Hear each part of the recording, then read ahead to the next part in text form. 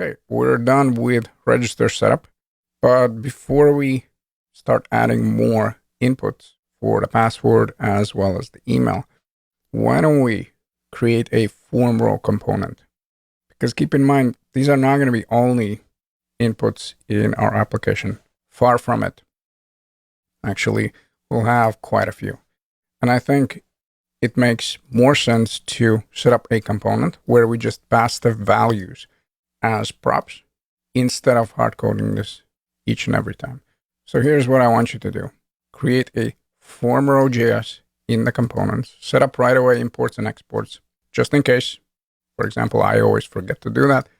And then we'll set up the component, the FormRow, and we'll implement for all of the inputs. So we'll also do one for email and password.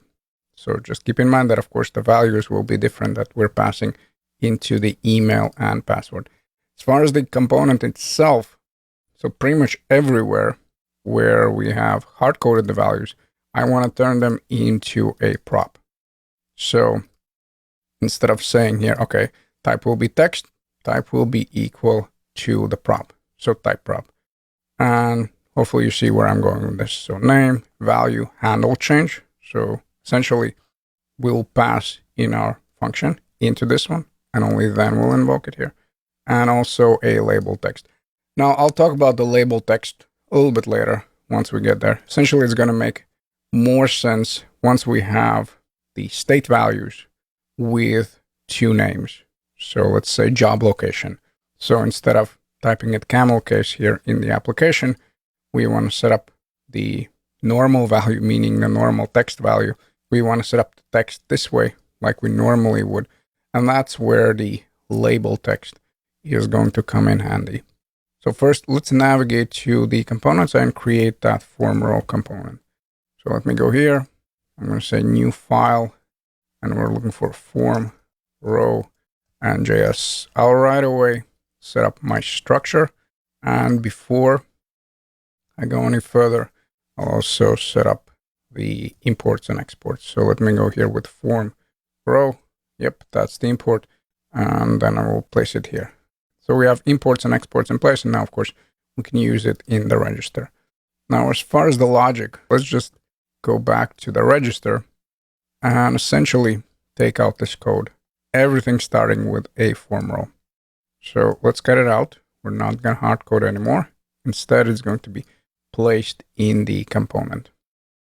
Like I said, now we just want to change things around where all of these values will be dynamic. We'll just set them up as props. There's going to be type prop, name prop, also value prop, handle change. That's our function at the moment placeholder, but nonetheless, eventually it's going to be actual function, label text as well. And now let's go line by line and just change these values. So instead of hard coding them, we'll go dynamic. So whatever name I'll pass in, it right away will be here for the HTML4 as well. Whatever name I'll pass here is going to be equal to name. And eventually, yes, we'll use this label text. But just so I don't confuse you right now, let's just leave the label text where it is.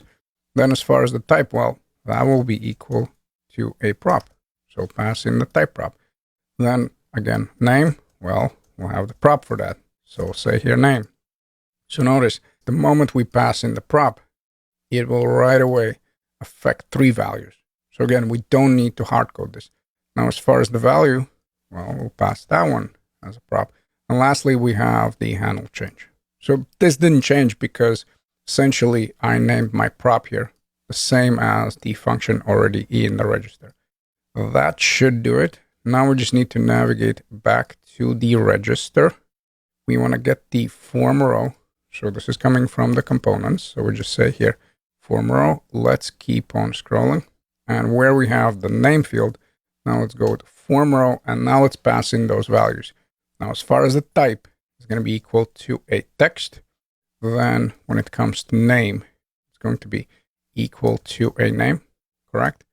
Then when it comes to value, this will still be equal to values and that name. And when it comes to handle change, that will be equal to our handle change function. So let's close this one out. And if we still see the same result. We are in good shape. But now we have a component that we can reuse all throughout our application. So here's what I want to do. I want to copy and paste, and I just want to set up different values for email and password. And here's the hint. We need to change the type.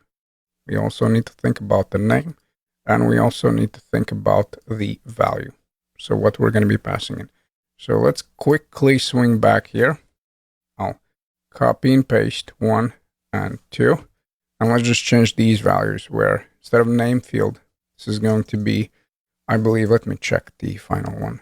Let's see. Let me log out here. And so we have email, password, and for register, we have the name. So that was the order. Let's go here with email. Now, as far as the type, it's not going to be text anymore. We're going to go with email. When it comes to the name of the input, let's use the email as well. And keep in mind that these ones do need to match whatever you have over here, since we'll have a logic that grabs the name of the input, checks the property in the state, and sets the value equal to whatever we have the value for the input. And this is not the first time we're doing this in a course, so I have full confidence that you understand what I'm talking about. So when it comes to value, we want to go here with email. Now, handle change doesn't change. That will stay the same. Again, in here, we'll have a logic that affects all of the inputs. Let's keep on moving. We have one for the password as well. So let's say here password, then type is equal to a password field. The name will be equal to a password. Hopefully I won't make some dumb spelling error here. And we also want to go with value, and let's set it equal to a values and password.